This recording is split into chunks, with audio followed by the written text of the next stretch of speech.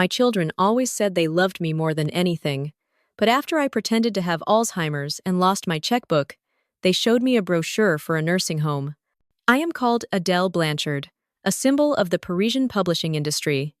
They say I am a successful woman who built an empire with my own hands, but the title I am most proud of is mother. I did not give birth to them, but I dedicated my heart to raising 3 orphans. I gave them a home, a name, and a future.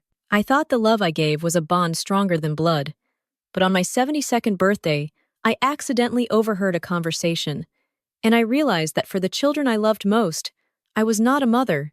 I was just a will waiting to be opened. I thought I was right, until my 72nd birthday. It was an October afternoon, and the leaves in the Luxembourg gardens outside the window had turned yellow. I had prepared a small party, just the 4 of us. Julian, my pragmatic eldest son, a financial manager who always saw everything through the lens of numbers. Chloe, my sophisticated daughter, an interior designer whose eyes seemed to only evaluate the value of objects. And Matthew, my most pampered youngest son, a free-spirited artist who believed my love was limitless and required no return. They arrived late, each with a different excuse. Julian was in a meeting. Chloe was stuck in traffic. Matthew overslept. The gifts they brought were not love, but carefully wrapped suggestions. After the meal, I said I was a little tired and wanted to go to my room to rest, but I didn't rest. I just stood behind the slightly ajar door, and I heard it. I heard the truth. Mother is getting more and more forgetful, Julian's voice said. Last week, she forgot her appointment with the lawyer. We need to have a clear plan for the assets. Otherwise, everything will be very complicated. This apartment needs to be renovated, Chloe added, her voice full of calculation. I have an idea. But Mother will never agree. Maybe we should wait until she is no longer capable of making decisions. And finally, Matthew, the child I loved most, his voice lamented. She just cut off the allowance for my studio. She said I have to be independent. I can't believe it. She must not be in her right mind anymore. I stood there in the dark, and I felt my heart go numb. Not a single word of concern. Not a bit of worry. Only assets, the apartment, and money.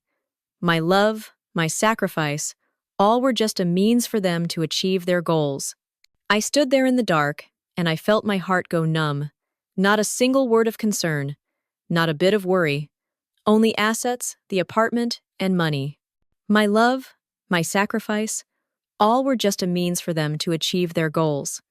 I went back to the living room, a smile still on my face, as if I hadn't heard anything. We talked for a while longer, soulless conversations, and then they left.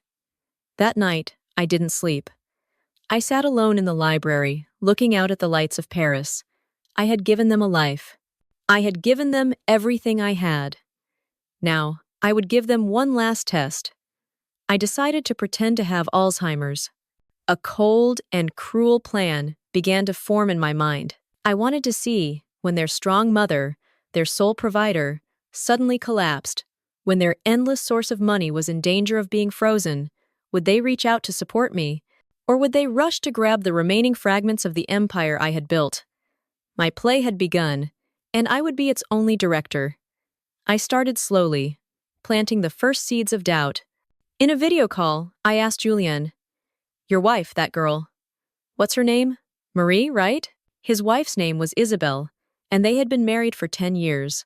I saw the annoyance clearly on my son's face. With Chloe, I asked about her old apartment, pretending to forget that she had moved to a new, more luxurious place 6 months ago. "Mother," she said, her voice a little sharp, "I've told you a dozen times.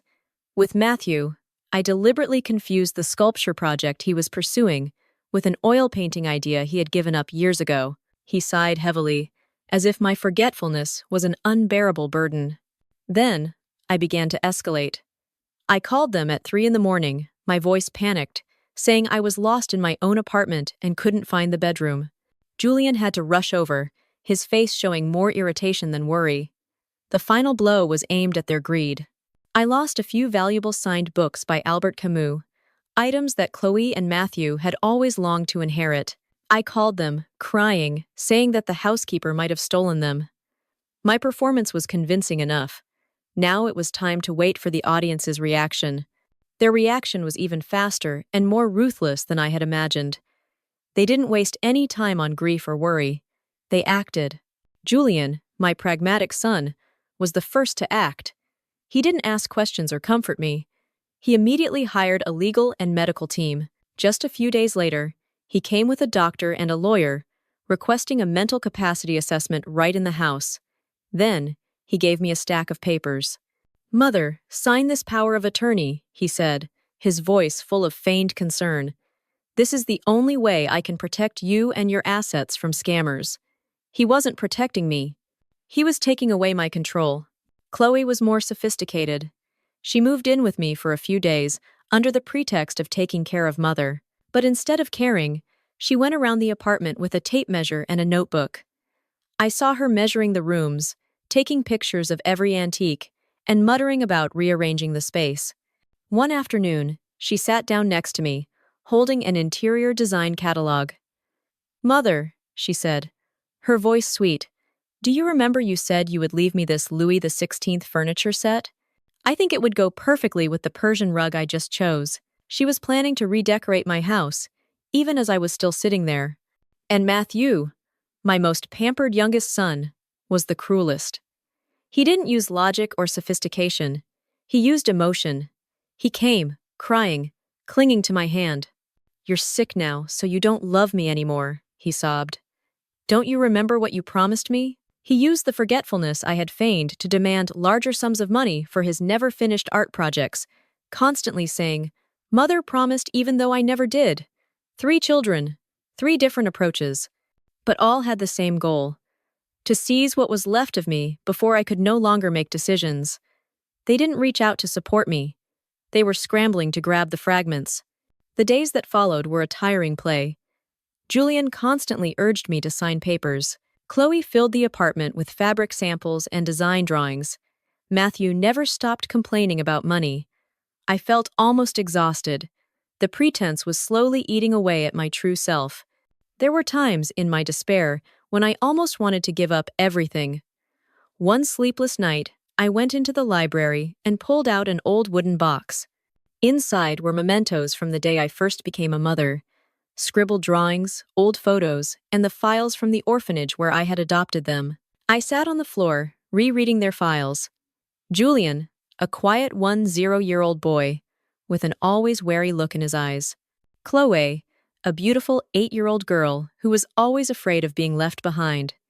Matthew, a 5-year-old boy who always clung tightly to my hand. Abandoned children. I looked at the photos, asking myself where I had gone wrong. Why did my love create such people? And then, while reviewing Chloe's file, I found a detail my memory had forgotten: a small note from the nun who managed the orphanage. "Chloe is very close to Elise. The two are almost inseparable." Elise, that name was like a flash of light in the darkness. I remembered now. A little girl with big, sad eyes who always stood behind Chloe. She was my daughter's best friend. I remember that on the day I came to finalize the paperwork, the nun said that Elise suddenly didn't want to be adopted anymore. The girl cried and said she wanted to stay at the orphanage. At the time, I just thought it was the fickle change of a child. But now, an idea flashed in my head. A question. Why? I decided to find Elise again. I didn't know what I was looking for. Maybe an answer. Maybe salvation. Or maybe a more worthy heir.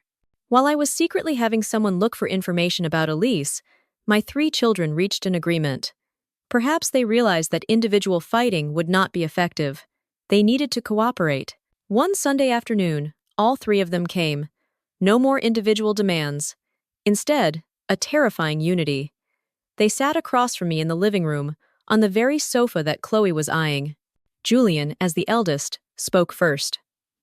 "Mother," he said, his voice serious and concerned. "We've thought a lot about this. Your condition is getting worse. We are very worried." "We can't let you stay alone like this anymore," Chloe added, gently placing her hand on mine. "You need professional care. Therefore," Matthew concluded, "we have found a perfect place for you." Chloe took out a glossy brochure with pictures inside of a magnificent building that looked like a five-star hotel. "This is Le Repos Doré, the Golden Rest," she said, her voice full of pride. "One of the best nursing homes in the suburbs of Paris. It has gardens, a swimming pool, and art classes. You will be cared for 24/7. They held a family meeting, not to ask for my opinion, but to announce this good news. They said this was the gift they wanted to give me, so I could enjoy my old age in the safest and most comfortable way." I looked at them, three faces that I had loved, now united to push me out of my own home. They didn't see a mother. They only saw a problem to be solved, an asset to be liquidated. This was the culmination of selfishness, hidden under the perfect guise of filial piety. I just remained silent, pretending to nod in a confused manner. But inside me, a storm was roaring. My play was coming to an end. And so was their curtain call. The official family meeting to persuade me took place the following week. They sat across from me, a perfect alliance. Julian started, talking about responsibility, about ensuring my assets were safe. Chloe followed, talking about love, about how heartbroken they were to see me getting weaker. Matthew concluded, talking about gratitude, about how this was the only way they could repay my immense kindness. They presented the plan perfectly, a flawless play. I sat still, pretending to be confused, my eyes distant, occasionally nodding soullessly. I listened to their every lie and felt an unusual sense of calm. When they finished, as the silence awaiting my decision filled the room, the doorbell rang. 3 pairs of surprised eyes turned to the door. Julian frowned. "Do you have a guest, Mother?" For the first time in months, I looked directly into their eyes. The confused, dazed look disappeared. I smiled, a calm and powerful smile. "Yes," I said, my voice clear and crisp. "Invite her in." The housekeeper opened the door. A woman about Chloe's age walked in. She was dressed simply, but exuded a calm and strong presence. It was Elise, the person I had found after many weeks of searching, now a primary school teacher in a small town. My 3 adopted children were stunned. Chloe was the first to react, stammering, "Elise? How? How are you here?" I slowly stood up from the armchair. I no longer looked shaky or weak. My back was straight, and my voice was sharp, echoing throughout the living room. "I don't have Alzheimer's," I declared. "I never have." I looked at the 3 faces, changing from surprise to confusion, then to fear. I just wanted to see how the children I raised with all my heart would treat me when I was at my weakest.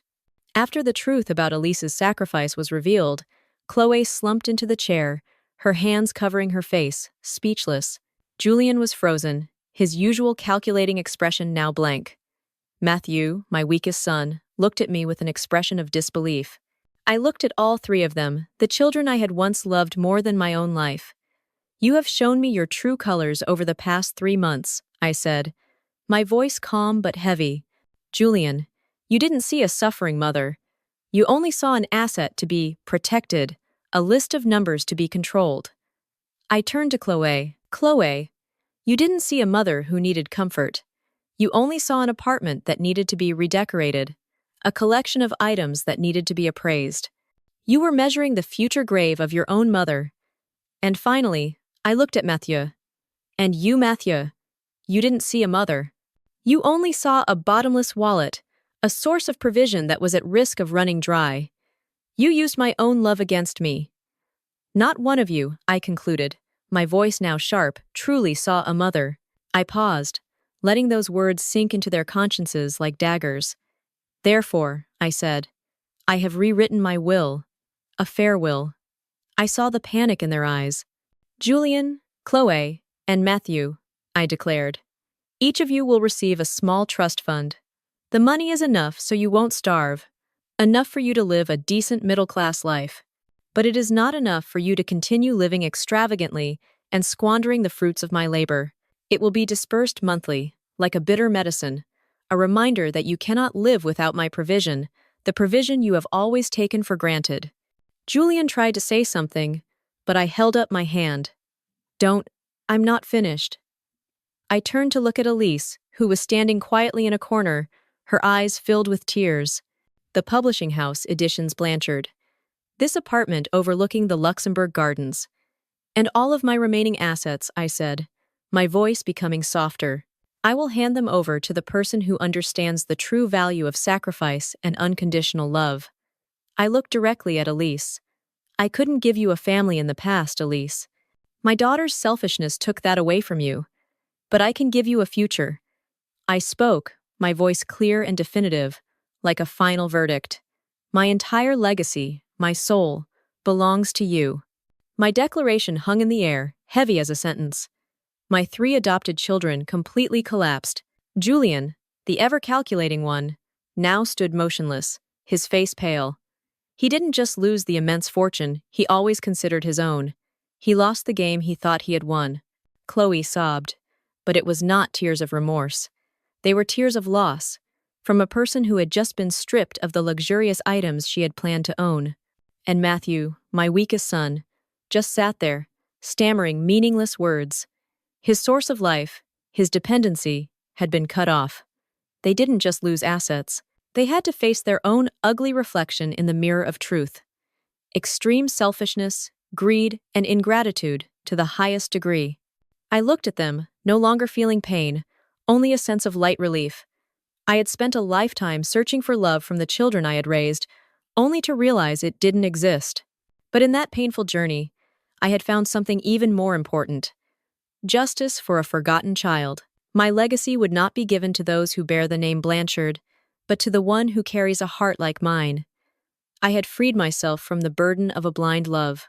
I was no longer a failed mother who had made a mistake in how she loved. I was a woman who had dared to face the truth and had the courage to choose the child of my heart again. The play had ended. And this time, I was the one who wrote the ending. The silence, after my declaration, was more terrifying than any scream. It was thick and heavy with collapse. Julian was the first to break it. His face, which was always calm and controlled, was now contorted with rage. "You can't do this!" he roared, no longer keeping up his polite facade. "This is madness! That woman has put a spell on you. I'll sue. I'll prove you are not competent. How will you prove it, Julian?" I asked, my voice calmly cold. "With the legal team you hired to strip me of my rights? Or with the doctor who confirmed I was confused at your request? I think they'll be very happy to testify against you in court." Every word got stuck in Julian's throat. He had created the trap with his own hands, and now he was caught in it. Chloe, in her despair, chose a different role. She rushed to me, knelt down, her face streaming with tears. "Mother, I'm sorry. I was wrong. I was just worried about you. Please don't abandon me, Mother." I looked down at her crying face, but this time I no longer saw my little girl who needed comforting. I only saw a bad actress trying to save a play that had already ended.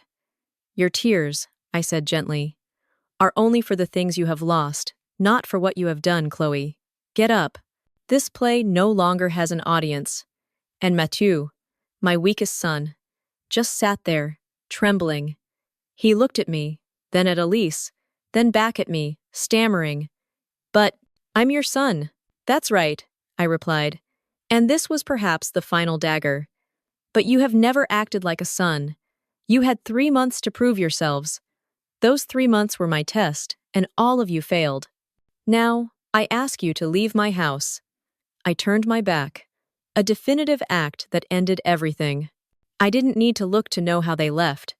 Julien with a fist clenched in rage, Chloe with suppressed sobs, and Mathieu with the staggering steps of a lost soul. When the door slammed shut, that sound was not an end, but a beginning. The room became silent. Only I and Elise were left. She stood there, confused and overwhelmed, her hands clasped together. "Mrs. Blanchard, I can't." I stepped forward, truly taking her hand for the first time. Her hand was warm and had the calluses of a person who works hard. "Don't call me Mrs. Blanchard anymore," I said. "Just call me Adele." I looked deeply into her eyes that still held a hint of sadness from years ago, but now shone with determination. "I know this is a heavy burden. I'm not asking you to replace anyone. I just want to give my legacy to a worthy person. Someone who understands that the value of a book is not in its cover, and the value of a person is not in their bank account. The weeks that followed were a slow beginning. Elise didn't move in right away. She continued her teaching job, but every weekend she came to Paris. We didn't talk about money or inheritance. We talked about books, about the children in her classroom, about the dreams she had to put aside. I took her on a tour of the Editions Blanchard publishing house. I saw how her eyes lit up when she touched the old manuscripts, how she listened to the stories of my early days. She didn't see an empire. She saw a dream built from passion. One afternoon, as we were sitting in the library, Elise told me the real reason she had refused to be adopted that day. At that time, she said softly, Chloe told me that if I was also adopted, your love would have to be divided, and she wouldn't have everything. She cried and begged me to stay. I thought, that was the only way for my friend to be happy. My heart ached. The silent sacrifice of one child met with the selfishness of another. You gave up your family for her, I whispered. Elise smiled, a sad smile. Maybe, but I have so many other children in my classroom. At that moment, I knew I had made the right choice. The new lives of my 3 adopted children began with the bitter monthly doses from the trust fund. It was enough for them to live, but not enough for them to soar. Julian, having lost the glory of being an heir, gradually lost his position in the financial world. His self-confidence was built on a wealthy future, and when that future disappeared, he was just an empty, arrogant man. He tried to sue me, but the lawsuit was quickly dismissed. Chloe had to sell her luxurious apartment and designer items. Her close friends gradually disappeared. She was trapped in the very middle-class life she had always despised. Every item she bought was a reminder of what she had lost. Mathieu was the most broken. Without an endless source of provision, his art studio closed. His free-spirited artistic ideas could not sustain him. The last I heard about him, he was working as a waiter in a cafe, his face always marked with dissatisfaction and resentment. They were no longer a part of my life. They were just the ghosts of a mistake I had spent a lifetime loving. Many years passed. I am now truly old and weak. My steps are slow, and my memory sometimes betrays me. But I no longer pretend. I embrace my old age with a peace I have never known. Elise is now the director of Editions Blanchard. She has not only maintained it, but also made it more brilliant. Under her leadership, the publishing house established the Adele Blanchard Scholarship Fund, which supports talented young writers from difficult circumstances. My legacy is no longer cold numbers. It has become hope and a future for many people. The apartment overlooking the Luxembourg Gardens is now often filled with the laughter of children. Elise is married and has 2 young children. They call me Grandma Adele. They often sit in my lap and listen to me read fairy tales. One autumn afternoon, I sat by the window, watching the yellow leaves fall in the Luxembourg Gardens, just like on that fateful birthday afternoon years ago. Elise walked over and placed a warm shawl on my shoulders. "What are you thinking, Mom?" she asked. The word Mom coming from her mouth was so natural and warm. I smiled, a contented smile. "I'm thinking, sometimes, we have to wander a very long way to find our way home. I did not give birth to them, but in the end, I found the child of my heart. The play of my life may have started with a mistake, but it ended with a truth. And that was a beautiful ending."